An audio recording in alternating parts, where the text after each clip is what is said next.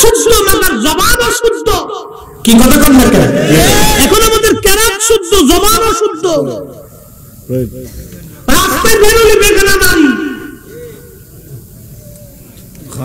খাইতে গেলে বেগানা, সুদের কারবার, ঘুষের কারবার। যেই মৌলবীরা ফতোয়া দেয় মিলাদুন নবী হারাম, মিলাদুন নবী হারাম, একে আবার 100-1000 টাকার একটা 2-3টে নোট ধরায় দিলে কি দরকার ছিল?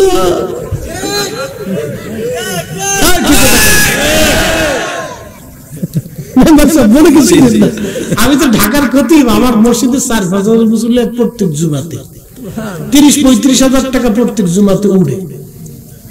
বুঝতে পারছেন? খালি ব্যাগ কালেকশন, হাত কালেকশন, উপস্থিত এটা উঠে।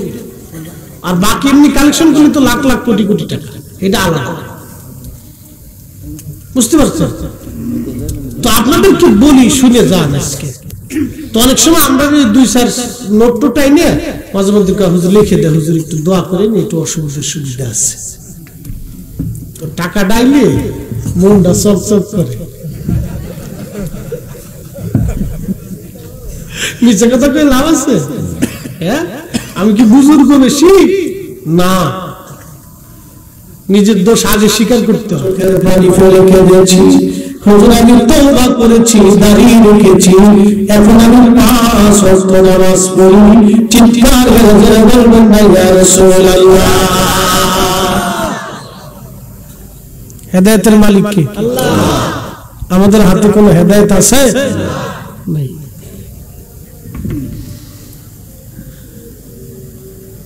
আমি তখন নিজেকে বিরাট বড় অসহায় ভাবতেছিলাম, কারণ আমার ওয়াজে এমন একজন নিকৃষ্ট মানুষ জাহান্নামী হলো, অথচ আমরাই এখনো পর্যন্ত মানুষ হতে পারি নাই। আমি নবী না মানিলাম, কি যে ভুল করিলাম। আমি নবী না মানিলাম, কি যে ভুল করিলাম। ভস্মে ঢালিলাম ঘি, মানুষ হইয়া ভবেতে আসিয়া মানুষের করিলাম কি। কত ঠিক কিনা? আমার দেশে কতজন মসজিদের টাকা চুরি করে খায়, আছে না? মসজিদ কমিটির লোক খুদার করে টাকা চুরি করে খায়।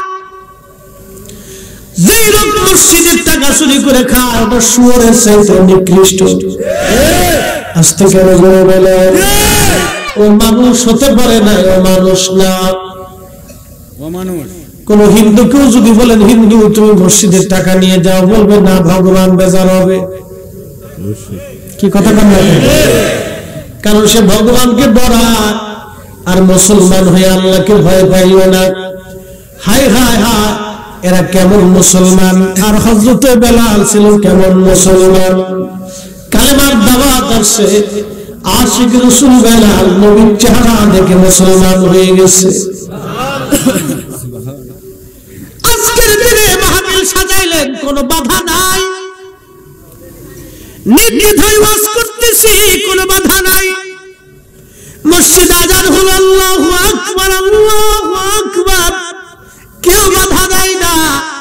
এমন একদিন ছিল মসজিদে আজান দিলে গলা কেটে ফেলে দেওয়া হয়েছে। এমন দিন ছিল আজানের আওয়াজ দিলে হত্যা করা হয়েছে। সেই সময় কালেমা পড়েছি কথা বলার কারণে বেলালকে একদিন না 2 দিন না মারতে মারতে মারতে মারতে দিনের পর দিন, রাতের পর রাত তাকে মারা হয়েছে। নিত্য নতুন শাস্তি তাকে দেওয়া হতো। হযরত বেলালের গলার মধ্যে রশি বেঁধে মক্কার গলি গলি দিয়ে টানা হতো কালেমার কারণে। হযরত সুমাইয়া, ও নারী সমাজ, তোমরা শুনে যাও, এই কালেমার জন্য, আজানের জন্য, এই ঈমানের জন্য সর্বপ্রথম একজন নারী জীবন দিয়েছিল, তার নাম হযরত সুমাইয়া রাদিয়াল্লাহু আনহা। তিনি ইসলামের প্রথম শহীদ। একবার জোরে বলা যাবে আল্লাহু আকবার। কালেমার জন্য সেদিন সুমাইয়া শহীদ হয়ে গেল। আর আমার দেশের সুমাইয়া লিপস্টিক নষ্ট হবে বিদায় অজুই করে না। ওরে বেডি তবে সিলেট আপনাদের এলাকার মহিলারা বালা, তুলনামূলক বালা, পাম মারতেছিলেন। আমি হুজুর পাম দিচ্ছেন, পাম।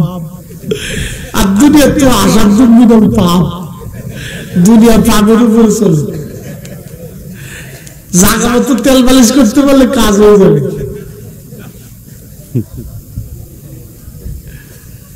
আর দুনিয়া তো আসার মিনাল পাম। আল্লাহ নবী বলছেন মাত্র 3 জায়গায় মিথ্যা কথা বলা যায়। 1 নাম্বার জীবন বাঁচানোর জন্য, 2 নাম্বার ভেজাল মীমাংসা করার জন্য, 3 নাম্বার নিজের স্ত্রীর খুশি করার জন্য। পাম মারা যায়, পাম মারা যায়, পাম মারা যায়। জোরে কন্যা মারহাবা, এই জায়গা পাম মারতে না। আমরা তো সব খোলাপান তো ফেসবুকে ওই মেসেঞ্জারে অন্য বেডিতে পাম মারে। উনি পাম, তুমি শান্তির চেয়ে সুন্দর, গোলাপ ফুলের পাপড়ির চেয়ে কি সুন্দর। বেডিয়ে পাম শুনে বেডিয়ে একবার শীতে কাটতে গেছে। উনি বাপরে বাপ, ভালোবেসে শেষ করে ফেলছে একবারে। কিচ্ছু না, সব লেতে ফেতে বেডি করে পাম মারলে খুশি হয়। নারী জাতি আপনাদের আজকে সালাক বানাই দিয়ে যায়, ফামে খাইতেন না কিন্তু। হ্যাঁ, আল্লাহর নবী বলছে তোমার স্ত্রীদেরকে তোমরা প্রশংসা করো, বেশি বেশি ভালোবাসা দাও। পৃথিবীর মধ্যে একজন ব্যক্তি বিবিকে প্রশংসা করতে যায়, বিপদে পড়ছিল। তার নাম হযরত খলিফা হারুন রশিদ রাহমাতুল্লাহ আলাইহি। খলিফার বিবিটাও ছিল সেরকম বউ, সারা রাত এমন কোন রজনী নাই খলিফা হারুন রশিদের বিবি তাহাজ্জুদ নামাজ না পড়তো, রাজকোষ থেকে কোনো অর্থ করে নিত না, আর টুপি সেলাই করে সংসার চালাইতো, রুটি রুটি কিনে খাইতো, টুপি সেলাই করে সে সংসার চালাইতো। একবার জোরে বলো জোরে কি মারা, আরো জোরে একসাথে। হ্যাঁ ঠিক আছে, অল্প নিতেছে একটা না, অল্প নিতেছে 8টা বাজে, ঠিক না? অল্প নিতেছে 8টা বাজে, 1টা বাজে না। বাগাসুরার রসুল, বাগাসুরা না? ঠিক আছে তো, আচ্ছা নাম হইতে দিছে বাগাসুরা, মধ্যগ্রাম নাম তো খুব কায়দার নাম,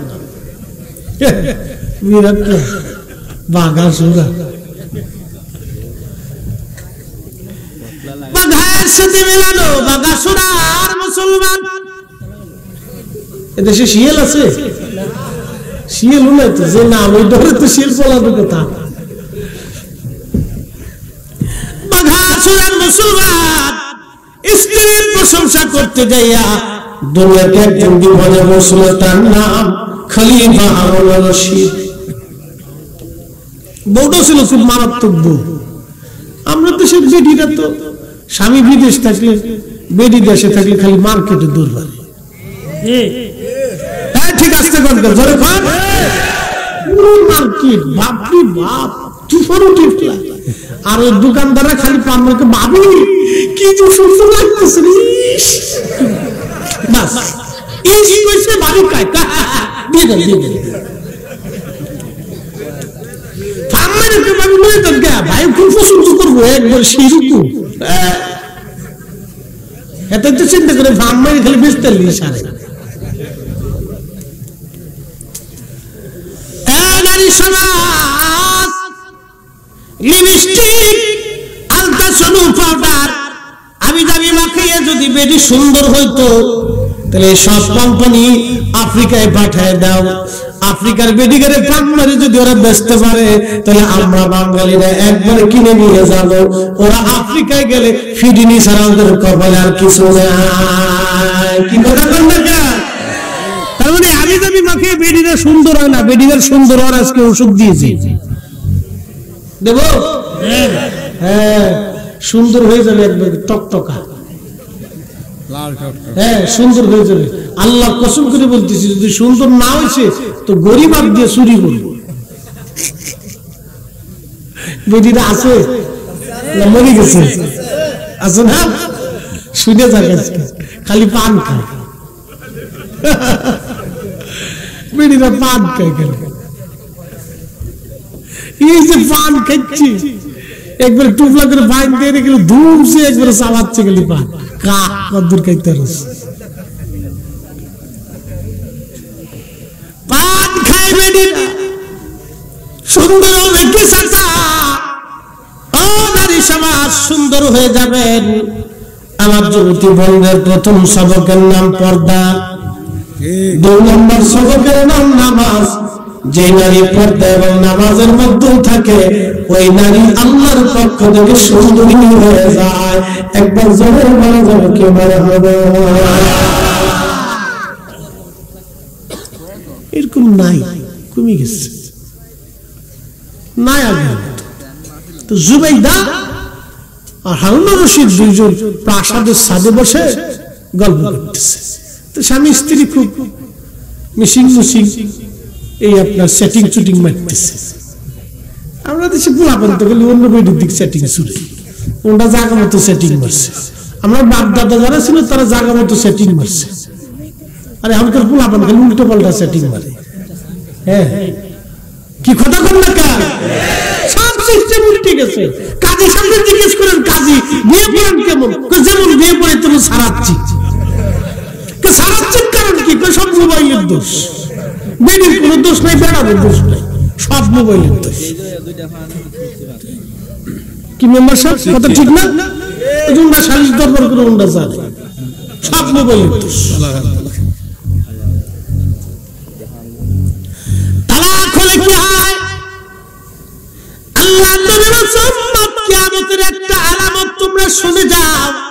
পৃথিবীর মধ্যে তালাকের সংখ্যা বাড়বে, এত পরিমাণে তালাক বাড়বে, এটা কিয়ামতের আলামত। তালাক হলে কি হবে? ওই বেডির কোনো লজ নাই, বেডার কোনো লজ নাই। বেডা আর একটা বিয়ে করবে, বেডি আর এক জায়গায় বিয়ে বসবে। তবে একটা কথা মনে রাখবেন, প্রথম বউয়ের মতো, প্রথম স্বামীর মতো এমন প্রেমিক আর নাই।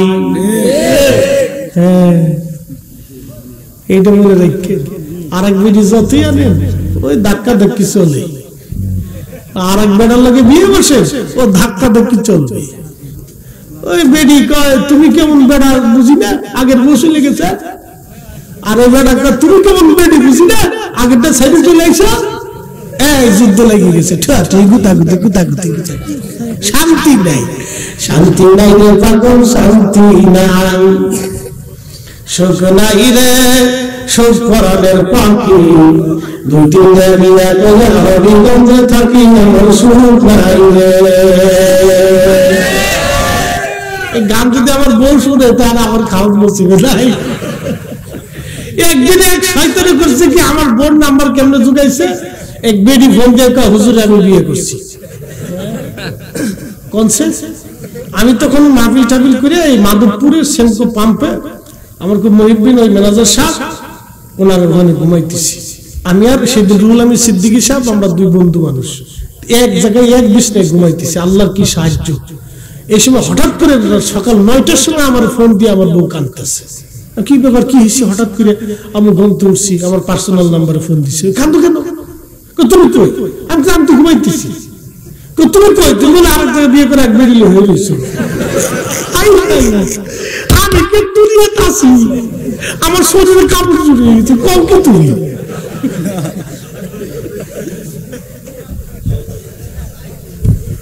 ফোর্স হবে না, এই বেড়ে মানুষ না, তুই বুঝে তোর হয়ে তো ফেট ফেটে কাঁদতেছে। আমি কি সর্বনাশ, কানতে কানতে যদি স্টক করে ফেলে তো এক জ্বালা। এসে হুজুর বউ মেরে ফেলেছে, সারা দেশে এসে অন্য বেটিরা আর আমার সাথে বিয়ে বসবো না, হুজুর বউ মেরে ফেলে, বিপদ না? ফোনে আমি দিশে পিছিয়ে না পেয়ে যাবো। আমাকে যে ফোন দিছে এই ফোন নাম্বার দাও, আর যে রুহুল আমিন সিদ্দিকী সাহেব আমার বন্ধু মানুষ, সে পাশে শুয়ে রয়েছে, তার সাথে কথা কর। দেখো কোন বউ নিয়ে ঘুমাই রয়েছে। আল্লাহর কি মেয়ের বাড়ি, শয়তান বুঝতেছে না।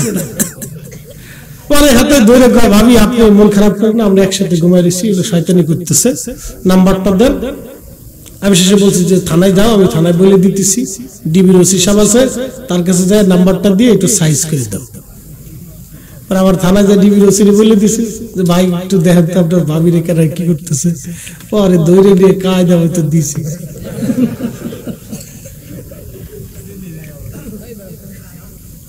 বুঝতে পারছেন এলো অবস্থা, শয়তানের দেশ গেছে বুড়িয়ে। আপনি ভালো থাকবেন, সুখে থাকতে দিবে না। কি কথা কন না কেন? চারপাশে কিন্তু ক্রিমিনাল শয়তান বেরিয়েছে। আপনাদের গ্রামে মনে ক্রিমিনাল নাই? হ্যাঁ, বাঘা শুনে নাই? বেড়াগের ভিতরে যেমন ক্রিমিনাল, বেড়িগের ভিতরে কোন ক্রিমিনাল আছে? কি কথা কন না কেন? যারা ক্রিমিনালি করে সংসারে ভেজাল বাঁধে হলো শুয়োর আছে তো নিকৃষ্ট। কথা কন না, জোরে বলেন ঠিক কিনা? এগুলো সমাজ থেকে বিতাড়িত করতে হবে সারপোকার মতো। এগুলো অসবজি পাতায় বেড়া। মনোযোগ দিয়ে হযরতে জুবাইদাকে খলিফা হারুন রশিদ বলতেছিল, বিবি রে তুমি তো অনেক সুন্দর, আল্লাহ তোমারে সুন্দর করে বানাইছে। সুন্দর তো আসলে সুন্দর, আরবের মহিলারা যে সুন্দর, যেটা সুন্দর হয় এটা এমনি সুন্দর হয়। এই সুন্দর মানে সুন্দর, যেটা কালা তো যেটা ভবের কালার কালা। হ্যাঁ, এটা সুন্দর তো সুন্দর। দেখেন না ফিলিস্তিনের মেয়েরা কত সুন্দর, আল্লাহু আকবার, বাচ্চারা ফুটফুটে সুন্দর। কারণ কি জানেন? ওই ফিলিস্তিন ছিল হযরতে আম্মা জান সারা আলাইহিস সালামের জমিন। ওই জমিন পুরো অঞ্চলটাকে আগে হারান বলা হতো। হারানের রাজকুমারী ছিলেন আম্মা জান সারা। আর হযরত আদম সফিউল্লাহর স্ত্রী আপনার মা হাওয়া আলাইহিস সালাম থেকে আম্মা জান সারার মতো এত সুন্দর পৃথিবীতে কোনো নারী জন্ম হয় নাই। ও ফিলিস্তিনের মানুষ তার আম্মা জান সারা, হযরত সুলাইমান, দাউদ, ঈসা, মূসা, জুবাইর, উযাইর, ইমরান, ইয়াহইয়া এই সমস্ত নবীদের বংশধর তারা। আল-আকসা ৭০,০০০ নবী আসছে এই মসজিদ কেন্দ্র করে। একসাথে বলবেন আল্লাহু আকবার। কত হাজার? ইব্রাহিম আলাইহিস সালাম মুসলমান না ইহুদি? মুসলমান। মিল্লাত আবিকুম ইব্রাহিম হুয়া সাম্মাকুমুল মুসলিমিন। ইব্রাহিম আলাইহিস সালাম মুসলমান, তার ছেলে হযরত ঈসা আলাইহিস সালাম মুসলমান, তার ছেলে ইয়াকুব আলাইহিস সালাম মুসলমান, তার ছেলে ইউসুফ আলাইহিস সালাম মুসলমান, হযরত সুলাইমান মুসলমান, দাউদ মুসলমান, মূসা মুসলমান, হারুন মুসলমান, ঈসা মুসলমান, ইয়াহইয়া মুসলমান, উযাইর মুসলমান, হযরত ইমরান মুসলমান, সব নবীরা মুসলমান। ৭০,০০০ নবী আসছে, সবাই মুসলমান ছিল। অতএব বাইতুল আকসা মুসলমানের সম্পদ। এটা আগামীতেও মুসলমানের, এখনো মুসলমানের, আগেও মুসলমানের। এটা কোনো ইহুদি খ্রিস্টানদের সম্পদ না। কথা বলেন ঠিক না বেঠিক? আজকে আপনাদেরকে একটা জিহাদে নামাই দিয়ে যাই, পারবেন? ইনশাআল্লাহ কইছেন অস্ত্র নিয়ে নামা লাগবে না। চালাইতে পারেন? পারেন না তো, সবাই পারেন না, হলো শিখে আসছি। চালাইতে তো পারেন না। খুব মনোযোগ দিয়ে এই যুদ্ধ নামাচ্ছি না, আপনাদেরকে আরেকটা যুদ্ধ শিখাচ্ছি। সে যুদ্ধের নাম, ইসরায়েলের একটা পণ্য আছে, এটার নাম পেপসি, কোকা কোলা। আর একটা নেসলে কোম্পানি, নেসলের চকলেট আছে, শিশুদের খাদ্য আছে, দুধ আছে, আরো অনেক কিছু প্রোডাক্ট আছে। আজকে আপনাদেরকে একটা যুদ্ধে নামাই দিয়ে যাই, দেখে ইমানের জোর কদ্দুর আছে। বাইতুল আকসার জন্য ফিলিস্তিনের নারীরা জিহাদ করে, বাইতুল আকসার জন্য ফিলিস্তিনের যুবকরা জিহাদ করে। কারণ এই ফিলিস্তিনের ইসরায়েলের দখলদার, তারা রোহিঙ্গাদের মতো, তাদেরকে ওইখানে জায়গা দেওয়া হয়েছিল। তারা আজকে ওইখানে জায়গা নিয়ে 10 লক্ষ ফিলিস্তিনিদের বাড়িঘর দখল করেছে, জমি জমা দখল করেছে, মুসলমানদেরকে অত্যাচার করতেছে, তাদের হত্যা করতেছে। আমরা ফিলিস্তিনি মুসলমানদের স্বাধীনতার পক্ষে। আমরা ইসরায়েলের পণ্য আজ থেকে নিয়োগ করে যাব। বাগাসরার মুসলমান, দারমন্ডলের মুসলমান, নাসিরনগরের মুসলমান, হবিগঞ্জের মুসলমান, আজকে আমরা প্ল্যান করে যাব ইসরায়েলের Coca Cola, Pepsi, Nestle company আরো যত প্রোডাক্ট আছে আমরা ধরবো না, শোবো না, খাবো না, কিনবো না, বিক্রি করবো না। হাত উঁচা করে বলেন রাজি আছি না? না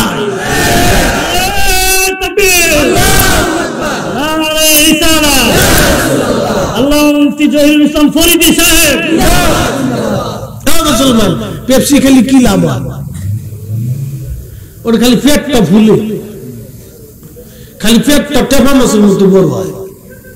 হ্যাঁ, পেপসি, কোকা কোলা, আমটা, ফান্টা, এই আমি দামি যত খাবেন তত খালি পেটটা মোটো হইব, কোনো ফজিলত নাই। ওইটা খাওয়ার বিড়ি খাওয়া সমান কথা, ক্ষতি, কোনো লাভ নাই। পয়সাও দাম, ও খাওয়া বিড়ি খাওয়া সমান কথা। ও খাবেন কি জন্য? ওর সাথে একটা খেজুর কিনে খাবেন, তা তো খাবেন না, খাবেন খালি চিপস, ফুচকা, ফুচকা। কি কথা বলেন না, খালি ফুচকা ফুচকা খান, আর অনেকে দুধ বেশি বিড়ি খান, মনে কিছু নিয়েন না। খাচ্ছই তুমি, আমি তুমি খান কি জন্য? আমাদের চেহারার দিকে তাকান দিয়ে টট্টর করে এত জার্নি করি, এত রাত জাগি, এত কিছু, তার আমার চেহারা নষ্ট হয় না তো? আমরা যেটা খাই সেটা বাসা বাসা খাই, জিনিস খাই, আমি যদি খাই না কোনো সমস্যা। বুঝতে পারছেন? এই কথা মনে রাখবেন। খাবেন টাটকা টাটকা জিনিস, যেটা খেলে শরীর উল্টে করে। আরবের বাচ্চা আর আমাদের বাচ্চার ভিতরে তফাৎ দেখবেন তো। আল্লাহ রাসূল বলেছেন, তোমরা তোমার নারীদেরকে, তোমাদের গর্ভবতী নারীদেরকে তোমরা খেজুর খাওয়াও, তাজা তাজা খেজুর। তোমাদের বাচ্চাদেরকে তাজা তাজা খেজুর খাওয়াবে। বাচ্চাদেরকে খাওয়ান চিপস, মিস, বাদাম, বুদেন, হাবি জাবি, এগুলো খালি খাওয়ান। আমি দেবি খাওয়া, টাটকা টাটকা খেজুর খাওয়া। গর্ভবতী নারীদেরকে তাজা তাজা খেজুর খাওয়া। বাচ্চা হৃষ্টপুষ্ট হবে, নারী শক্তিশালী হবে। এখন আজকে একটা আপনাদেরকে বুদ্ধি দিয়ে যাই, বিয়ে থা যারা করেন নাই তারা রেডি হন, যারা করে ফেলছেন তারাও সচেষ্ট থাকেন, আর যারা পোলাপান হয়ে গেছে তারা কই লাভ নাই।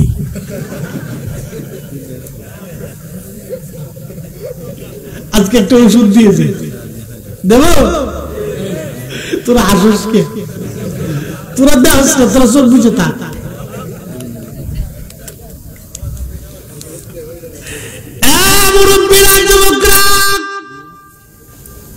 নারী ভালো খাইলে বাচ্চা সুস্থ হয়, নারী পুষ্টিকর খাবার খেলে বাচ্চার পুষ্টি হয়, নারী নির্দিষ্ট সময় ঘুমাইলে বাচ্চার ব্রেন ভালো হয়, নারী অসুস্থ হলে বাচ্চা অসুস্থ হয়, নারী ঠান্ডা লাগলে, মা ঠান্ডা লাগলে, গর্ভবতী মায়ের ঠান্ডা লাগলে ওই বাচ্চা নিউমোনিয়া হয়। নারী, গর্ভবতী নারী যদি পুষ্টিকর খাবার খায়, ওই নারীর বাচ্চা পুষ্টি গুণে গুণান্বিত হয়। এখন প্রশ্ন করি, নারী সুস্থ থাকলে যদি বাচ্চা সুস্থ হয়, নারী ঘুমাইলে যদি বাচ্চার ঘুম হয়, নারী খাইলে যদি বাচ্চার খাওয়া হয়ে যায়, তাহলে নারী বাচ্চা নিয়ে সারা রাত্র নাটক, সিনেমা, টেলিভিশন দেখলেও বাচ্চার টেলিভিশন দেখা হয়ে যায়। কথা কোন ধরে বলে? বেটি গর্ভবতী নারী নামাজ নাই, রোজা নেই, সারা রাত খালি ও বাচ্চা ফেটে মেরে আর ঢুকে মোবাইল দেয়। কি কথা বল না? আগের যুগের নারীরা গর্ভবতী হলে মা শাশুড়ি নামাজ পড়, কোরআন শরীফ পড়। হুজুর গাউসে পাক 18 পারা কোরআনের হাফেজ হয়ে যাচ্ছিল পেটের ভিতর থেকে, মার কারণে, মার কারণে। কথা বল না? ঠিক ঠিক না? সত্য কথা, কথা কইস না, তারপর দেব না কিন্তু আজকে তোকে। মুসল্লি খুব শক্ত, রাত বসতেছে শোয়া একটা, তারপরে টাইট মতো বসে রয়েছে। ওকে আজকে শহীদ হয়ে যাবে তো, তারপর ওকে প্যাকেট সারা যাইতাম না। না ঠিক আছে, চলবে সারা রাত, জোরে জোরে সারা রাত, ইনশাআল্লাহ। রাত্রে থাকা লাগবে না, নেকি লেখা হয়ে গেছে, এবার বাইরে চলে যায়। নেকি লেখা হয়ে গেছে। আল্লাহর খুব অভাব পড়ছে না, আল্লাহ খুব কিপটে, আপনি নিয়োগ করার সাথে লেখা হয়ে গেছে। কারামান কাতিবিনা ইয়ালামুনা মা তাফআলুন।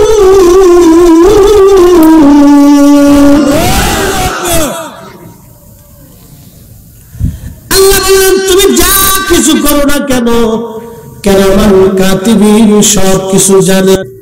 আপনি জুমার নামাজ পড়তে যাবেন, নামাজ পড়তে রওনা করেছেন, গোসল করলেন, সুন্দর পোশাক পরলেন, পুরাতন হোক কিন্তু সেটা পরিষ্কার হতে হবে, সুগন্ধি লাগাইয়া জুমার নামাজে গাড়িতে মোটরসাইকেলে না যাইয়া আপনি হেঁটে হেঁটে মসজিদে গেলেন, নির্দিষ্ট জায়গায় বসে পড়লেন, ইমাম সাহেবের কাছাকাছি খুতবা শুনলেন, আলোচনা শুনলেন, নামাজ পড়লেন, আদবের সাথে চলে আসলেন, মসজিদে কথাবার্তা বললেন না।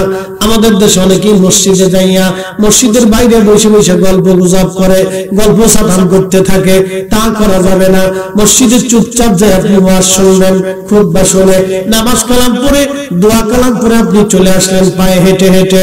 আল্লাহর নবী বললেন, উম্মাত সুনান তিরমিজির হাদিস, নবী বলতেছে উম্মতরে প্রত্যেক কদমে কদমে আমার মালিক আমার মাওলা 1 বছরের নফল রোজা 1 বছরের নফল নামাজের সওয়াব ওই বান্দার আমল নামায় আমার আল্লাহ লিখে দেয়। হ্যাঁ হাই না জোরে বলেন আল্লাহু আকবার। আল্লাহু আকবার। কয় কদমে? 1 কদমে 1 বছরের নফল রোজা নফল নামাজের সওয়াব। কেউ পড়ছে 1 বছর ধরে নফল নামাজ, 24 ঘন্টা নফল নামাজ পড়লে যে সওয়াব, প্রত্যেক কদমে কদমে এরকম সওয়াব আল্লাহ দিয়ে দেবে। তাহলে জুমার নামাজ পড়া লাগবে, কিন্তু যাই খালি গল্প সেটাপ করবে তা করা যাবে না। মসজিদে চুপচাপ যে বসে থাকতে হবে।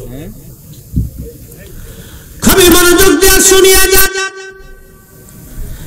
বাগাসুরার মুসলমান, হযরতে জুবাইদা কি হযরতে খলিফা হারুন বলতেছে, বিবিরে তুমি তো অনেক সুন্দর। তখন স্ত্রী তার সাথে কথা বলতেছিল না, এটা কি করে হয়, তুমি আমার ফাম টাম মারতেছো। তখন খলিফা হারুন রশিদ ডাক দেখায়, বিবিরে তুমি যদি চাঁদের চেয়ে সুন্দর না হও তাহলে তুমি 3 তালাক। চাঁদের চেয়ে যদি বেশি সুন্দর না হও তাহলে বিবিরে তুমি 3 তালাক। খলিফা তো বলে ফেলছে, স্ত্রী ডাক দেখা, স্বামী কি বললেন হিসাব করছেননি, আপনি বলেছেন আমি যদি চাঁদের চেয়ে সুন্দর না হই তাহলে আমি 3 তালাক। স্বামীরে আপনি জুদা হয়ে যান, আমি জুদা হয়ে গেলাম, কারণ তালাক পতিত হয়ে গেছে। এই জন্য উলামা ইকরাম আছে মাসালা আগে জানবেন, তারপর আপনি আমার কাছে আসবেন। এখন থেকে আপনাকে আমাকে দেখা হারাম, আপনি আমাকে দেখা হারাম, আপনি জুদা হয়ে যান, আলাদা হয়ে যান। আগের নারীরা কত চমৎকার ছিল ভাই। আজকে একটা ব্যাখ্যা দিয়ে যায়, আমরা হুজুরগার দোয়া কবুল হয় না, আমাদের চোখের মর্যাদা হয় না, জবানের বরকত হয় না। আগের যুগের মুন্সি মুল্লা যারা ছিল, এলাকায় ইমামতি করত, তারা দোয়া কালাম করত, আলহামদুলিল্লাহি রাব্বিল আলামিন আর রহমানির রহিম মালিকি ইয়াউমিদ্দিন ইয়াকা না'বুদু ওয়া ইয়াকা নাস্তাঈন। পানির ভিতর পানি পড়া দিছে না? হ্যাঁ, আগের মুন্সি কেরাত অশুদ্ধ ছিল কিন্তু জবান শুদ্ধ ছিল। আগের মুন্সি সরকার কি নিয়ম ছিল জানেন? যেই বেডি যেই বাড়ির মহিলা বেপরদা চলতো ওই বাড়ি তারা খাইতো না। আস্তে করে ঠিক জোরে কর, জোরে জোরে না করলে জবানে ঠাডা পড়বে। একসাথে কর, জোরে কর, ঠিক করে ডরে ঠিক কইছি, চিন্তা করছে পাবলিক সুবিধাবাদ জিন্দাবাদ। আরে জালা খবর দেখবেন, আগের মুন্সি সাহেব ছিল জবান ঠিক, কেরাত ছিল না ঠিক, কিন্তু জবান ছিল শুদ্ধ। এখন আপনার হুজুররা এই যে পড়ে আলহামদুলিল্লাহি রাব্বিল আলামিন আর রহমানির রহিম মালিকি ইয়াউমিদ্দিন ইয়্যাকা না'বুদু ওয়া ইয়্যাকা নাস্তাঈন।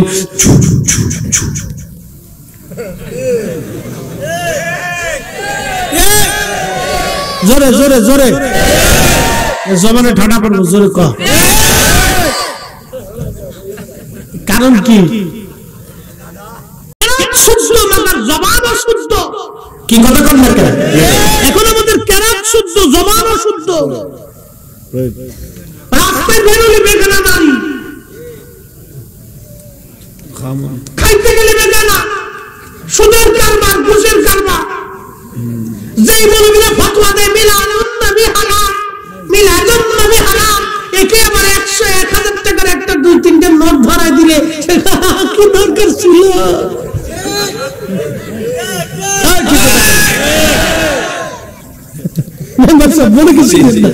আমি তো ঢাকার খতিব, আমার মসজিদের 4,000 মুসল্লি প্রত্যেক জুমাতে 30-35 হাজার টাকা প্রত্যেক জুমাতে উড়ে, বুঝতে পারছেন? খালি ব্যাগ কালেকশন, হাত কালেকশন, উপস্থিত এটা উঠে। আর বাকি এমনি কালেকশন করলে তো লাখ লাখ কোটি কোটি টাকা, এটা আলাদা, বুঝতে পারছেন? তো আপনাদেরকে বলি, শুনে যান আজকে। তো অনেক সময় আমরা 2-4 নোটটাই নিয়ে মাঝে মধ্যে হুজুর লিখে দেয়, হুজুর একটু দোয়া করেন, একটু অসুবিধার সুবিধা আছে। তো টাকা ডাইলে মনটা চকচক করে। মিথ্যা কথা কই লাভ আছে? হ্যাঁ, আমি কি বুজুর্গ বেশি? না, নিজের দোষ আগে স্বীকার করতে হয়। আপনি কি মনে করছেন আমি নিষ্পাপ? নবীরা ছাড়া পৃথিবীতে কেউ নিষ্পাপ না। কেউ যদি হাত দিয়ে বলতে পারবেন আমি বেগুনা মাসুম। সবাই গুনাহগার, সবাই পাপী, সবাই অপরাধী, মনে রেখে। মুসলমান তারপরে একটু ভালো মন্দ দিয়ে দুনিয়া, কেউ বেশি কেউ কম। টাকার নোট একটু চকচক আসলে আমাদের মন চকচক হয়ে যাও, দু আল্লাহ বেহেশত দিয়ে দাও।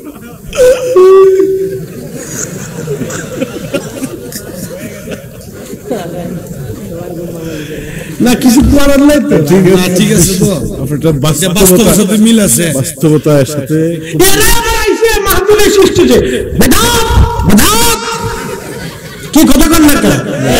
হ্যালো বেদাত বেদাত বেদাত কোন বাপের মুতে আইতো আইতো, ওই যে আপনাদের জলিপুরে একজন আছে আইতো, এই কি কথা কন না কেন? আমরা এখানে দাওয়াত না, আমরা দেশ আমরা বুঝতে পারছেন? শিক্ষার পর এমন ভাবনা হয়েছে যে বিরাট বড় বুজুর্গ।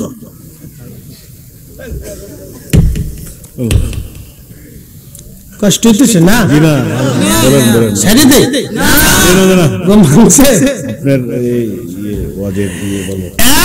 মুসলমান। মিলাদ শরীফের পক্ষে আজকে এমন একটা কথা বলে দিয়ে যায়, সারা জীবন মনে রাখবেন। 5 মিনিটে একটা কথা। বিশ্ববিখ্যাত একজন ইমাম ছিলেন, তার নাম মোল্লা আলী কারি মাক্কি হানাফি হারুবি। উনি ইমামুল হারামাইন আশ-শরীফাইন, 2 হারামের ইমাম, মক্কার ইমাম, মদিনার ইমাম মোল্লা আলী কারি মাক্কি হানাফি রাহমাতুল্লাহ আলাইহি।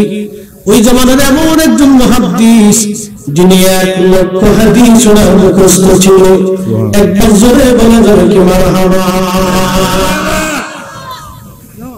কেউ যাবেন না, একটু বসেন, আমি আপনাদেরকে নিয়ে 15-20 মিনিটে শেষ করে দেব, কারণ বেশি রাত করে কষ্ট দেওয়া যাবে না।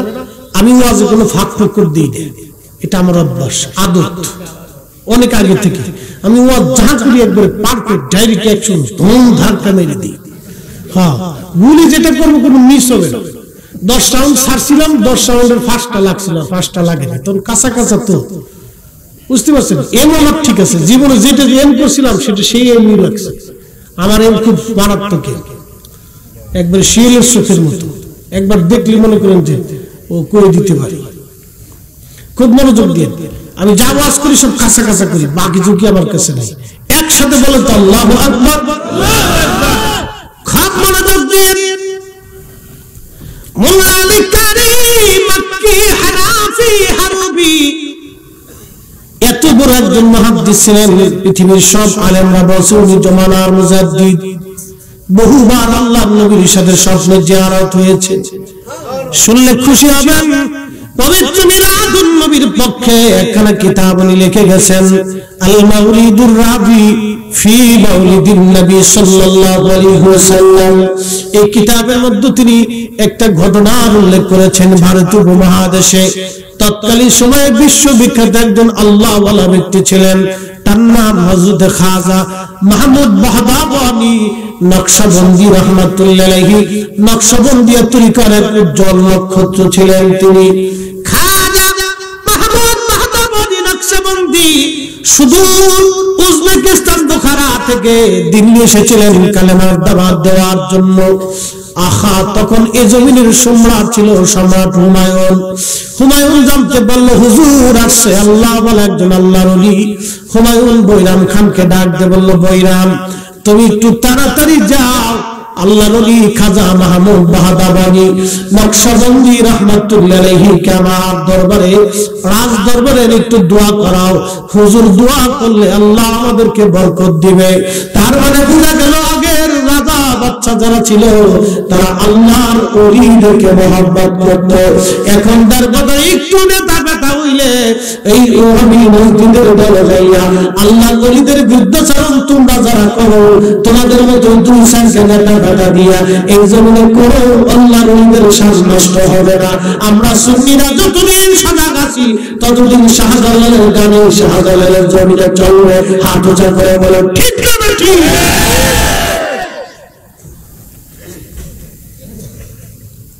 তেলের গাড়ি তেলে চলে,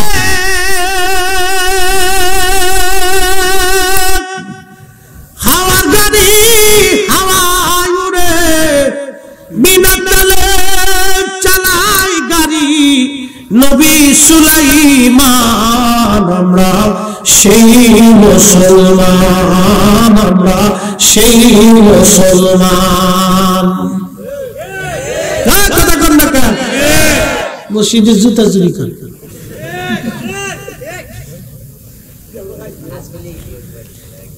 কাম মনোযোগ দিয়ে শুনিয়ে যান বাবাজি। হযরত খাজা মাহমুদ বাহাদাওয়ানিকে দাওয়াত করা হলো। বৈরাম খান যা বলতেছে, হুজুর সম্রাট হুমায়ুন আপনাকে রাজ দরবারে দাওয়াত করেছেন দোয়া করার জন্য। কত বড় আল্লাহ বলা তারা ছিলেন দেখেন। বৈরাম খানকে ধমক দিয়ে বলে, বেটা যাও তোমার বাচ্চাকে যাইয়া বলো মাহমুদ বাহাদাবানি নকশবন্দি রাজা বাদশার দরবারে ধন্না দেয় না, রাজা বাদশার বাড়িতে সে দাওয়াত নেয় না, কারণ রাজা রাজ্যদের টাকার ভিতরে মানুষের রক্ত লাগা থাকে। আল্লাহু আকবার। ধমক দেখে তো রাজাকে যাব মাহমুদ বাহাদাবানি দাওয়াত নেয় না। তো তাদের একই কিন্তু মজবুত ছিল। আমরা 2000-5000 টাকা আমরা নফস নষ্ট হয়ে যায়, আর তারা রাজা বাদশার দরবারে দাওয়াত নেয় না।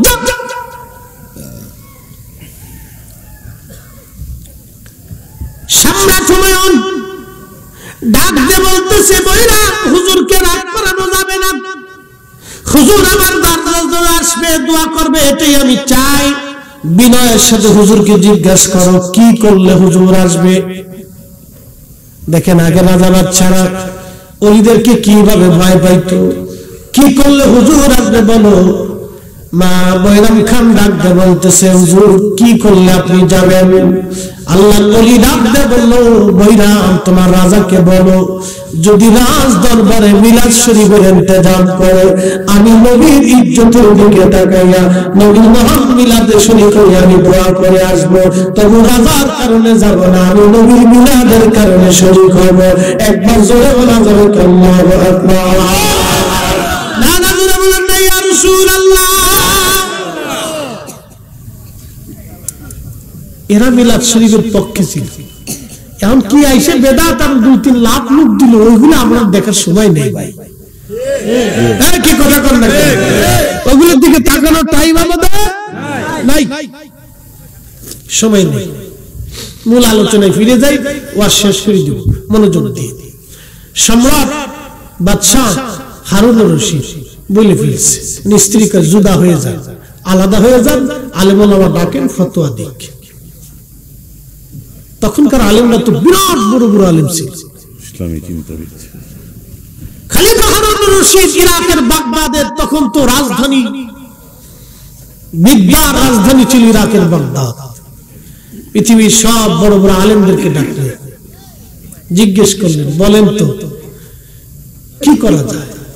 আলেমরা সবাই বলল, বাদশাহ মনে কিছু নিয়েন না, আপনি বলে ফেলেছেন স্ত্রী 3 তালাক হবে, তালাক পতিত হয়ে গেছে, আপনি স্ত্রী থেকে জুদা হয়ে যান। আপনি স্ত্রী থেকে জুদা হন, আপনার স্ত্রীকে আরেকজনের কাছে হিল্লে দিতে হবে। বাদশার বউ কার কাছে হিল্লে দিবে বলেন তো? জুবাইদা কান্নাকাটি, খলিফা বিমর্ষ হয়ে গেলেন, আহা কি বলে ফেললাম, আমার এত সতী সাধবী স্ত্রী, তাজ্জুদ গুজারি বিবি, কোথায় আর পাবো স্ত্রী বলেন তো? দেশে তো বউ কোনো অভাব নাই, কিন্তু নামাজি বউ কয়টা? কি কথা বলবেন? আপনাদেরকে বলতেছি, সারা জীবন শুনে রাখবেন, কোন স্ত্রী যদি পরহেজগার হয়, নামাজি হয়, পর্দানশীল হয়, তার চেহারা যদি খারাপও থাকে, আল্লাহ কসম করে আপনাকে বলে দিয়ে যাচ্ছি, এই স্ত্রীর মতো কোন স্ত্রী আপনি পাবেন না। ওকে আপনার জীবনের সবকিছু চেয়ে বেশি ভালোবাসবেন, ও আপনার জীবনের সবকিছুকে মূল্য দিবে, ও আপনার জীবনের সবকিছুকে আমানত ঠিক রাখবে। না হলে ওই টিকটক যদি একটা ধরে নিয়ে আসলে ও টিকটক করতেই থাকবে। বুঝতে পারছেন? পরামর্শ দিয়ে গেল। অনেক স্ত্রীর চেহারা ভালো না হলে কষ্ট দেয়, বেয়াক্কেল কোথাকার। নামাজি পর্দাশীল স্ত্রী কত মানুষের জীবনে ভাগ্যে জুটে না জানো? এটা নসিব লাগে, হ্যাঁ নসিব লাগে। খারাপ মনোযোগ দিয়ে খলিফা হারুন রশিদ বিরাট বিমর্ষ, চিন্তায় চিন্তায় রাজকাজ ছেড়ে দিয়েছে। একদিন চিন্তা করে করে খলিফা হারুন রশিদ নদীর পাড়ে রাস্তার ধারে চুপচাপ হাওয়া খাচ্ছে, মনের দুঃখ নিয়ে বসে আছে। কোন রাজকাজ আর সে করে না, মন বেজার। কয়েক মাস খলিফা হারুন রশিদ বসা, রাস্তা দিয়ে যুবক আলেম আসতেছে, সালাম দিয়ে জিজ্ঞেস করলেন, কে গো আপনি? বলে আমি দেশের খলিফা। মন বেজার কেন? বলে বেটা রে, এত আলেমরা যা পারলো না তোমার কাছে বলে লাভ কি? এত বড় বড় হাস্তিরা যার সমাধান দিতে পারে নাই, তোমার মতো শুকনা ছেলের কাছে বলে লাভ কি? বলে হুজুর আপনি বলেন দেখি কোন সমাধান দিতে পারি কিনা, কারণ সিংহের দরজায় ইঁদুরেরও দরকার হয়। এই জন্য নিজেকে সর্বসর্বা বাবা ভালো না, সবারই দরকার। এই জন্য প্রতিবেশীরা মিলেমিশে থাকবেন। গরিব প্রতিবেশী হলো তার খোঁজ খবর নিবেন। পয়সা লয়ে গেলে তো গরিব মানুষের দিকে আবার ফিরেই তাকায় না অনেকে। কি কথা বলবেন? টাকা হয়ে গেলে মানে গরিব মানুষের প্রতিবেশীর দিকে ফিরে তাকায় না। এটা অন্যায়। কে দিন আপনাকে শিখিয়েছে ৭০,০০০ বছর নামাজ পড়লেও জান্নাত হবে না? যদি প্রতিবেশী ক্ষুধার্ত থেকে ঘুমায়, মনে রেখে নিতে ৪০ বছর শিখিয়ে দিলেও কাজ হবে না। যদি প্রতিবেশী না খেয়ে ঘুমায়, ১০০০ বছর মাকামে ইব্রাহিমে নামাজ পড়লেও কাজ হবে না যদি প্রতিবেশী না খেয়ে ঘুমায়। ধর্ম যেটা আসলে এটার খবর নাই, নকল নিয়ে খালি দুর্বলতেছে। মনোযোগ দিয়ে শুনিয়ে যান। বলে বেচারে তোমার কাছে বলে লাভ কি? বলে হুজুর বলেন। বলে বেটারে আমি আমার স্ত্রীর বেলায় বলছি, পূর্ণিমার চাঁদের রাতে, বিবিরে তুমি যদি চাঁদের চেয়ে সুন্দর না হও তাহলে তুমি ৩ তালাক। ইরাকের বড় বড় সব আলেমরা তালাকের ফতোয়া দিয়েছে, সবাই বলছে আমার স্ত্রী তালাক। বেটা আমার স্ত্রী বড় পরহেজগার, তাহাজ্জুদ গুজারি, আমার বিবির মতো এমন বিবি আর দুনিয়াতে আমি কোথাও পাবো না।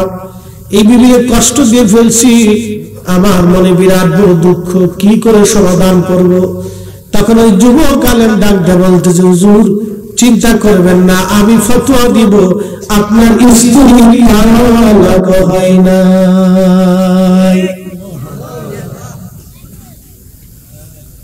ঘুমাইছে তালাকের দোষ উঠেছে।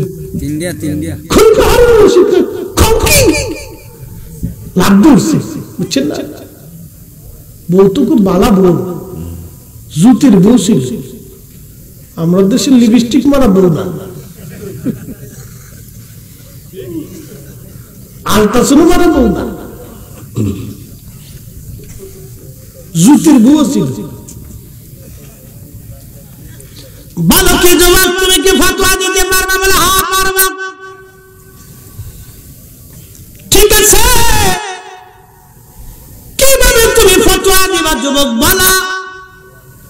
যুবক আলেম ডাক দিয়ে বলতেছে, হুজুর, যারা আপনার বিবির বিরুদ্ধে ফতোয়া দিল তালাক হয়ে গেছে, আগামীকাল মাগরিবের নামাজে শাহী মসজিদে আমি যাব, আর আপনি নিজে থাকবেন।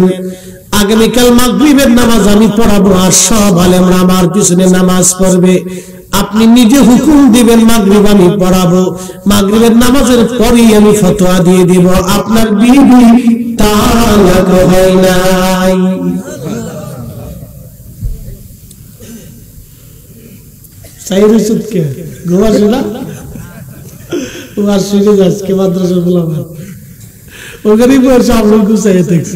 কি কয় শুনি শুনতে শুনতে আজকে বক্তা হয়েছি। শুনতে না শুনলে বক্তা হবে না। আমার জীবনের টার্গেট ছিল আমি হবো, আমি আজকে হয়েছি। টার্গেট থাকতে মনে ডাক দিয়ে ওই যুবক আলেম ডাক দিয়ে বলতেছে, মাগরিব আমি পড়াবো। বলে ঠিক আছে যুবক, আসো। খলিফা হারুন রশিদ পরের দিন মাগরিবের নামাজের সময় আগে ঘোষণা দিয়েছে, কালকে আমার এক মেহমান আসবে। সব আলেমরা যেন কালকে মাগরিবের নামাজ অবশ্যই শাহী মসজিদে আদায় করে। ওই মেহমান কালকে নামাজ পড়াবে মাগরিব, তারপরে সে ফতোয়া দিবে আমার স্ত্রী বলে তালাক হয় নাই। সব আলেমরা কয় এটা আবার কেটা? বলবো আলেম যারা কে লোকটা কে তাহলে? আচ্ছা ঠিক আছে, আসুক তো। তখনকার দিনে এক একজন আলেম কত ছিল জানেন? লক্ষ হাদিসের হাফিজ। এক লক্ষ হাদিস মুখস্থ না হলে তার মুহাদ্দিসই কয়। আল্লাহু আকবার বলবেন না? তখনকার দিনে এক লক্ষ হাদিস মুখস্থ না হইলে তারে মুহাদ্দিসই বলে দেয়। এত বড় বড় আলেম।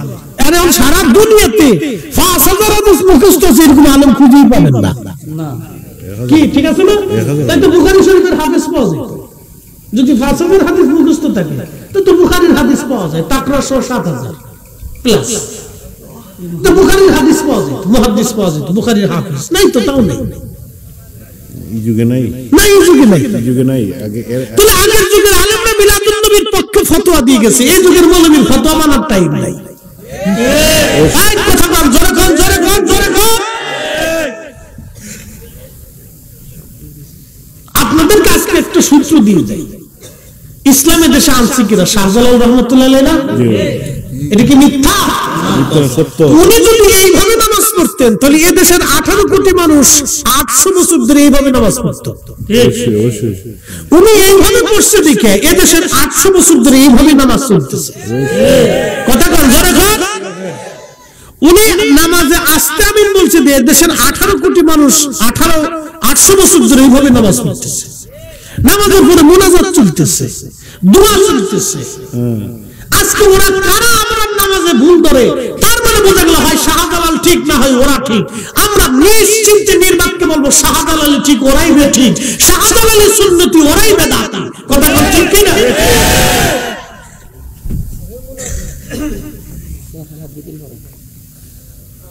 বেতের 1 রাকাত বানাইছে কিশোরের সুর।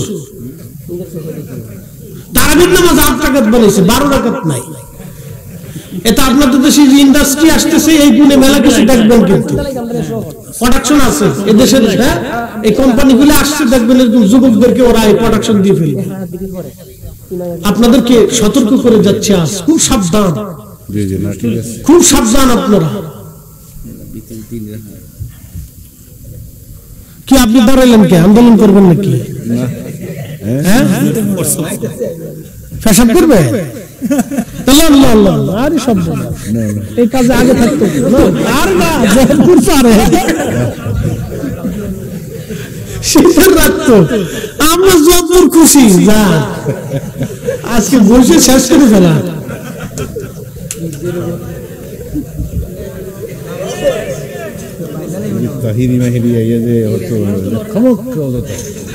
একসাথে বলেন আল্লাহু আকবার। কষ্ট হচ্ছে? তাহলে ইসলাম যেটা শাহজালাল রহমাতুল্লাহ আলাইহি আনছে এটাই আমরা মানবো। কথা কন না, ঠিক কি না? এই দেশে এরকম ভাইরাস ঢুকতেছে, বিভিন্ন কোম্পানি আসছে। যুবক ভাইদেরকে বলে যায় সতর্ক থাকবেন। সতর্ক হতে হবে। কাদিয়ানি ফাদিয়ানি এক একটা নতুন এক একটা এসে আমাদের দেশে বিশৃঙ্খলা করবে। সিলেটের জমি খুব পবিত্র জমি। আচ্ছা, আপনাদেরকে একটা প্রশ্ন করি, জবাব দিবেন তো। হীরকখণ্ড, মাটির উপরে হীরা, মাটির নিচে পাথর, কথা বুঝেন নাই? হীরার খণ্ড, মাটির উপরে হীরা, মাটির নিচে কি পাথর হয় না হীরা হয়? মাটির উপরেও হীরা, মাটির নিচেও হীরা। স্বর্ণের খণ্ড, মাটির উপরেও স্বর্ণ, মাটির নিচেও স্বর্ণ। আল্লাহর ওলিরা মাটির উপরেও ওলি, মাটির নিচেও ওলি। কথা কয়? এই মাটির নিচে 360 জন ওলি এখনো শোয়া। আপনারা বাতিলের কাছে মাথা নত করবেন কেন? মাথা উঁচু করে শক্ত হয়ে দাঁড়িয়ে থাকতে হবে। কথা বলে ঠিক না?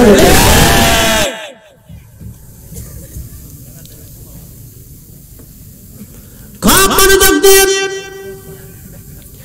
জবাব কালেম পরের দিন গেছে নামাজ পড়ানোর জন্য। নামাজ পড়াইতে খলিফা ঘোষণা দিলেন, আমার একজন মেহমান আজকে মাগরিবের নামাজ পড়াবে। আমার স্ত্রী জুবাইদার ব্যাপারে আপনারা ফতোয়া দিয়েছিলেন, আমার স্ত্রী 3 তালাক হয়েছে। এই আলেম মাগরিবের নামাজ পড়ার পরে ফতোয়া দিবে আমার স্ত্রী তালাক হয় নাই। আপনারা সবাই ওনার পিছনে নামাজ পড়বেন, উনি আজ ইমাম হবে। শাহী মসজিদের খতিব সাহেব, আপনি আজকের মাগরিবের নামাজ আপনি আর পড়াবেন না। নতুন ইমাম দাঁড়াইলেন, নতুন ইমাম যুবক, তার নাম ছিল ইমাম ইউসুফ রহমাতুল্লাহ আলাইহি। তিনি ইমাম আজম আবু হানিফা রহমাতুল্লাহ আলাইহির ছাত্র ছিলেন। একবার জোরে বলে কি মারহাবা। যাত্রা খালি ছাত্র ইমাম না, তার ছাত্ররা বিরাট বড় হুজুরের ছাত্র ছিলেন। ইমামুল আজমের ছাত্র ইমাম ইউসুফ রহমাতুল্লাহ আলাইহি নামাজে দাঁড়াইছে।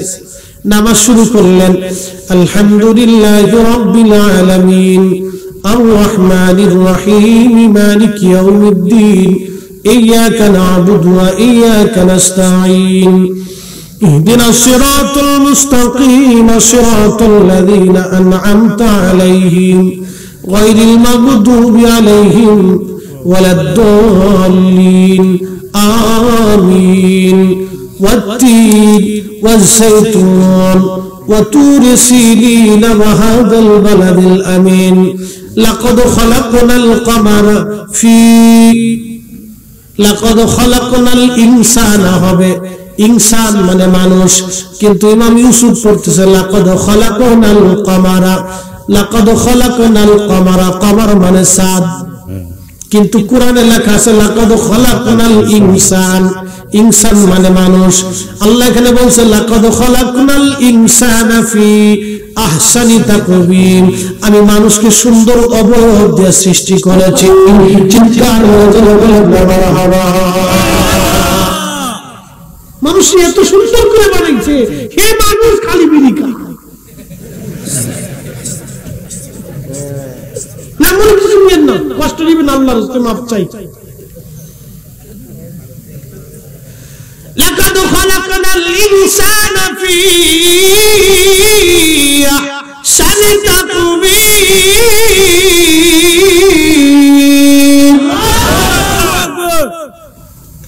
ইমাম ইউসুফ পড়তেছে লাকাদ খালাকনাল কমারা ফি, পিছন দিক থেকে তাকবীর আসছে আল্লাহু আকবার, মানে ভুল হইছে, তাকবীর আসছে বলে তো আল্লাহু আকবার।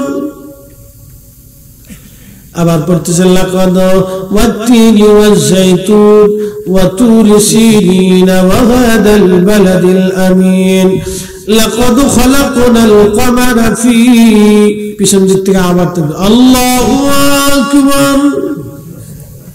খলিফা চিন্তা করে ওরে হুজুর ধরে লিয়েছি আজকে আমার বউর তালাকের কি ফতোয়া দিবে? আরে আমার বউ গেল, ইজ্জত গেল। খলিফা মনে করতে চিনতে না, আমার অর্ধেক শেষ।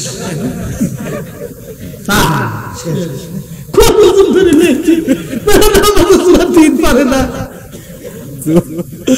কি বিপদ।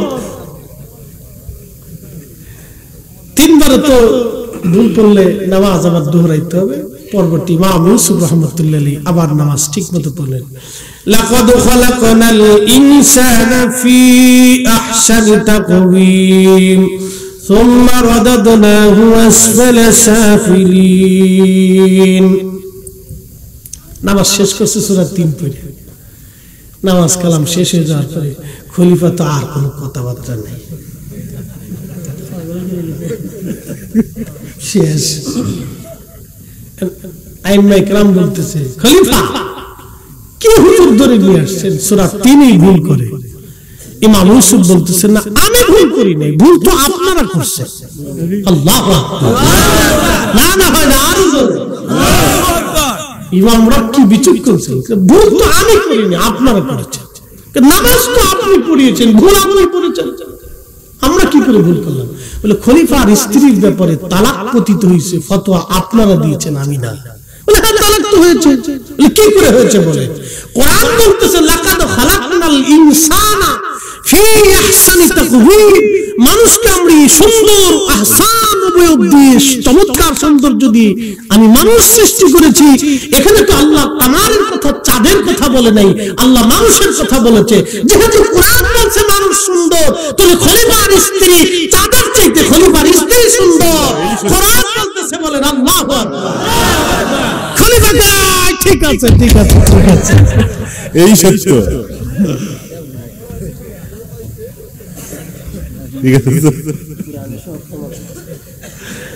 The complete code of life. কোরআন হচ্ছে একটা পরিপূর্ণ জীবন ব্যবস্থার একটা নাম। আইম্মায়ে কেরাম কোরআন শরীফ থেকে এভাবে উসুল বের করতেন। ওয়াজ শেষ, বিয়ে থা যা করবেন বিদেশি যে করে, বুঝছে? টিকটক পেয়ে বিয়ে করার দরকার নাই। ওটা যত সুন্দরী হোক, ও সুলা কলা মাসি ভেন ভেন ভেন ভেন করে, ওর ভিতরে নাই কিছু। মন খারাপ করে না। নারীরা হয়তো ভাববে হুজুর আমাদের বিরুদ্ধে ওয়াজ করে যাচ্ছে, না, আমলের বিরুদ্ধে 60 পয়সা দাম বেলালের ওয়াজ করে লাগবে আজকে।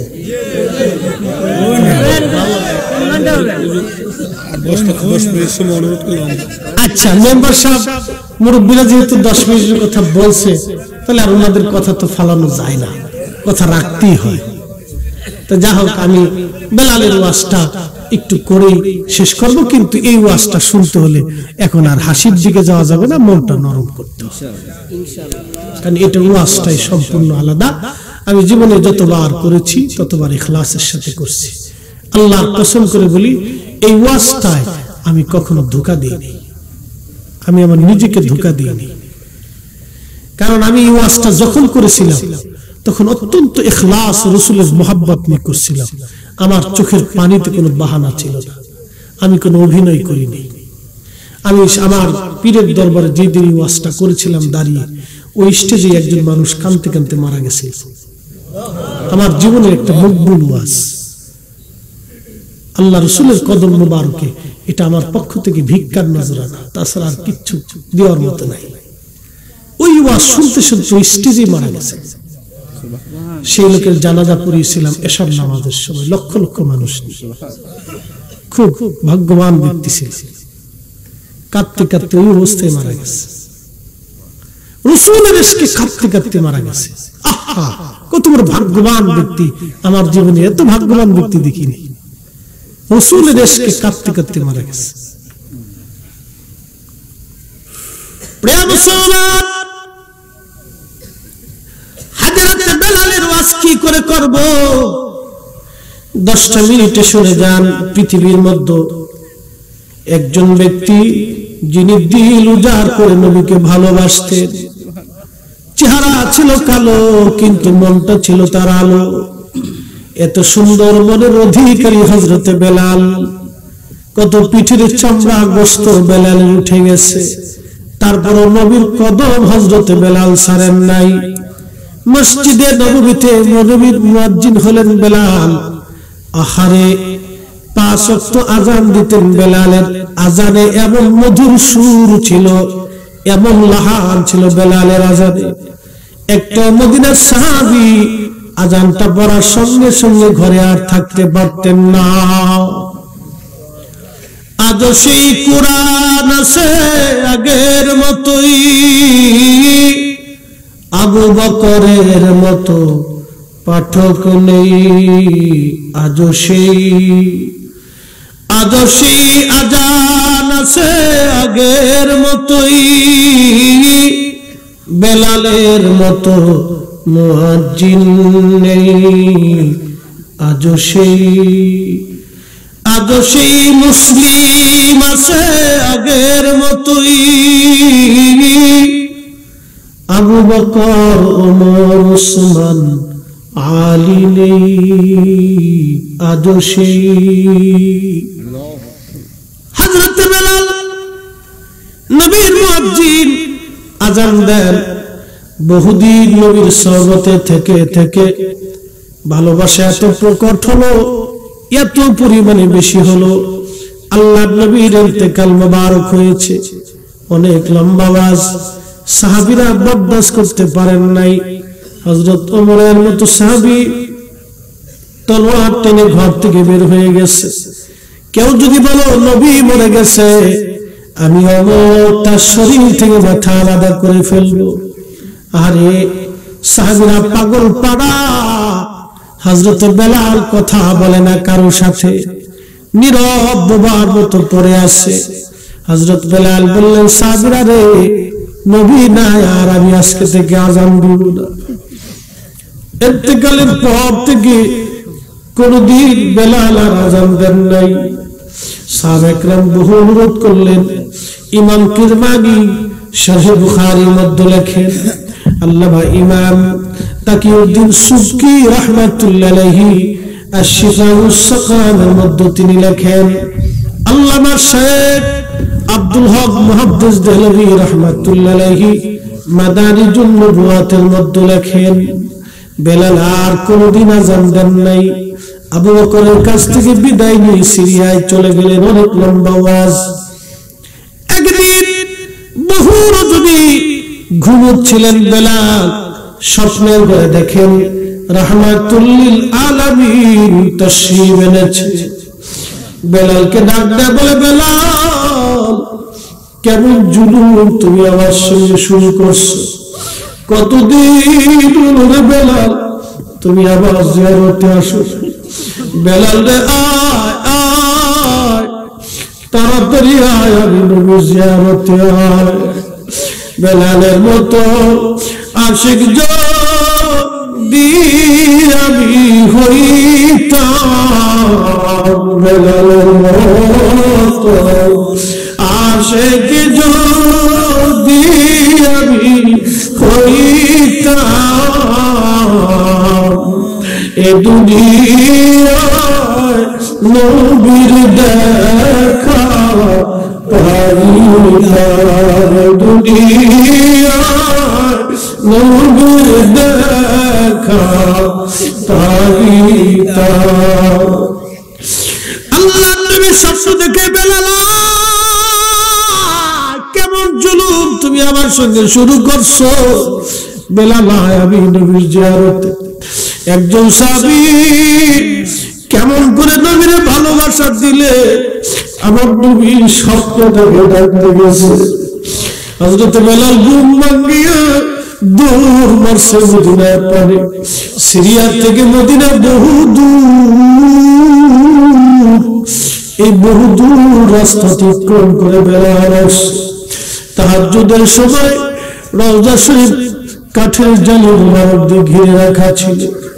বেলাল জালি মোবারকের সঙ্গে মাথা থেকে কান্দে আর বলে, হুজুর গোলাম আসতে বলেছিলেন, গোলাম হয়ে গেছে। গোলামকে আসতে বলেছিলেন, গোলাম আসি।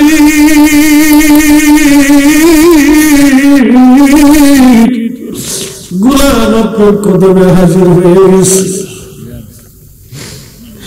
আল্লাহ নবী হুজুর করিম সাহাবী নতুন নতুন মুয়াজ্জিন আসছে আযান দেওয়ার জন্য, দেখে বেলাল কান্দে। ডাক দে, বলে, নবীর সাহাবীরা, নবীর মুয়াজ্জিন বেলাল ফিরে আসছে শুনছো? সারা মদিনার সংবাদ পৌঁছায় গেল। সাহাবীরা ঘর থেকে বের হয়ে আসছে। বহু সাহাবী অনুরোধ করে, বেলাল আযান দাও। বেলাল আযান দেয় না। বহু সাহাবী বলে, বেলাল আযান দাও। বেলাল আযান দেয় না। ডাক দিয়ে বলে, সাহাবীরা বলো, আমি আযান দিলে নবী নামাজে আসতো, এখন আযান দিলে কি নবী আসবে? যে আযান দিলে নবী নামাজ আসবে না, সে আযান আমি দেব না। সাহাবীরা ডাক দেখে হাসান আর হুসাইন আসেনি। দেখো হাসান হুসাইন যদি থাকে, হাসান হুসাইন বললে বেলাল আযান দিবে। ইমাম হাসান হুসাইন নানার মতো দেখা যাইতো, চেহারা ছিল রাহমাতুল লিল আলামিন। দুই ভাই নানা চেহারা পাইছিল। সাহাবীরা নবীর সৌন্দর্য দেখার জন্য ইমাম হাসান আর হুসাইনকে দেখত। ইমাম হাসান হুসাইন আসার পরে রওজা শরীফ থেকে উঠে বেলাল রাদিয়াল্লাহু আনহু ইমাম হাসানের বুকের মধ্যে মাথা ঠেকায় ঠেকায় কাঁদতেছে। ইমাম হুসাইনের বুকের মধ্যে মাথা ঠেকায় কাঁদে। ইমাম হাসান ডাকতে বলতেছে, নানার মুয়াজ্জিন, যে লাহান দিয়ে নানার আযান শোনাইতে আজকে মিনারে যাও, ওই কণ্ঠ দিয়ে আমরা আযান শোনাইয়া যাও। দৌড়াইয়া বেলাল উঠছে মিনারে, উঠিয়া আযান, আল্লাহু আকবার, আল্লাহু আকবার। সারা মদিনার ভিতরে আযানের আওয়াজ ছড়াই গেল। ঘর থেকে সাহাবীরা বের হয়ে দৌড় মারছে। নবীর মুয়াজ্জিন বেলাল আসছে বুঝি। আল্লাহু আকবার, আল্লাহু আকবার। সারা মদিনার ভিতরে আযান রন্দে রন্দে ছড়াই গেল। মহিলারা ঘর থেকে বের হয়ে দৌড় মারছে। আশহাদু আল্লা ইলাহা ইল্লাল্লাহ,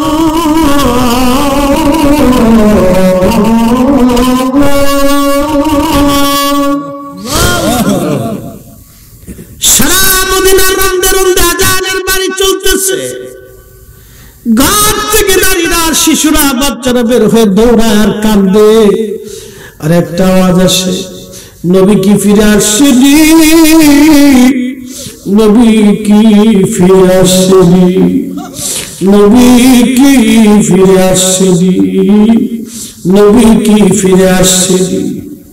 হযরত বেলাল যখন আযান দিল, আশহাদু আন্না মুহাম্মাদার রাসূলুল্লাহ,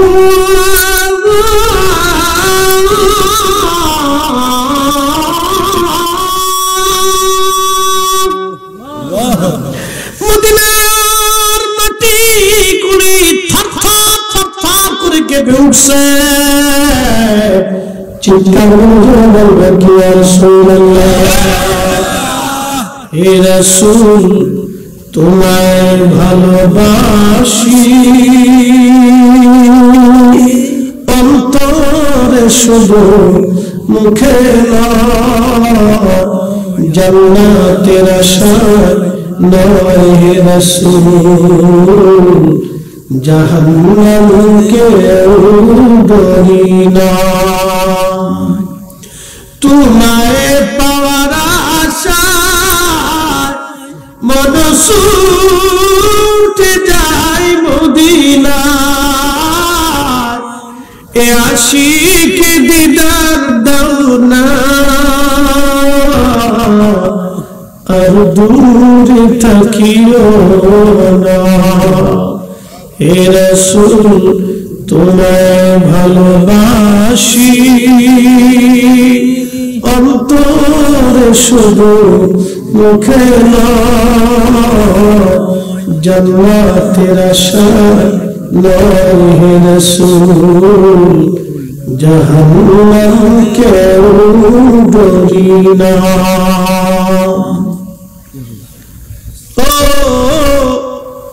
হবিগঞ্জের নাসিরনগরের মুসলমান বাবাজি, মাধবপুরের মুসলমান শুনিয়া যান, পৃথিবীতে কারো আজানের জমিন কাঁপে নাই, আর কোনদিন কারো আজানের জমিন কাঁপবে না। ওই দিন হযরত বেলালের আযানে মদিনার মাটিগুলি থরথর থরথর করে কেঁপেছিল।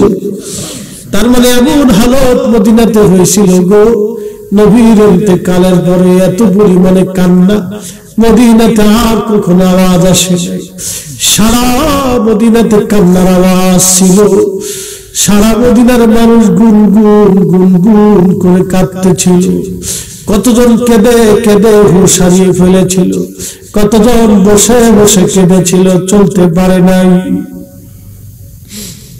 মদিনার মাটিগুলি থরথর থরথর করে কেঁপে উঠল। বেলালের হুঁশ ফিরে আসার পরে রওজা শরীফের পাশে বসে বসে কাঁদে আর বলে, হুজুর গোলামকে আসতে বলেছিলেন, গোলাম আসছে। আজান দিছি নবী, আপনি নামাজে আসেন নাই। আগে আজান দিলেই আপনাকে নামাজে পাইছি। সুন্দর চেহারা দেখে নিজের দুঃখগুলি বলে থাকছি। হুজুর আজ আজান দিছি, আপনি আসেন না। যে আজানে নবী নামাজ আসবে না, আমি আর কোনদিন এই আজান আর দেব না গো নবী। মনে দুঃখ, মনে রিয়া বেলাল চলে গেল, আর কোনদিন ফিরে আসে নাই মদিনায়, আর কোনদিন ফিরে আসে নাই। কারণ ছিল মদিনার দৃশ্যগুলি দেখলে বেলাল সহ্য করতে পারত না। রওজা শরীফ দেখলে বেলাল সহ্য করতে পারত না। তার বাস্তব প্রমাণ আমি নিজে দেখেছি। বাংলাদেশ, ভারত আর পাকিস্তানের অনেক গরিব হাজি আছে যারা মক্কা মদিনায় যাওয়ার পরে মদিনার থেকে ফিরে আসার সময় এমন ভাবে কাঁদে আর বলে, হুজুর আমি গরিব মানুষ, আর কোনদিন হয়তো মক্কা মদিনায় আসার সুযোগ হবে না, কোনদিন বুঝি আর এই জমিনে আসার সুযোগ নাই। রওজা শরীফ যত সময় পর্যন্ত দেখে হাজি কাঁদতে থাকে, কাঁদতে থাকে। এই জন্য রাসূলের ভালোবাসাটা কখন কার কলিজায় আসবে আমরা কেউ বলতে পারি না। তুমি মোদের আশার আলো, তাই তো তোমায় বাসি বলো। তুমি মোদের আশার আলো,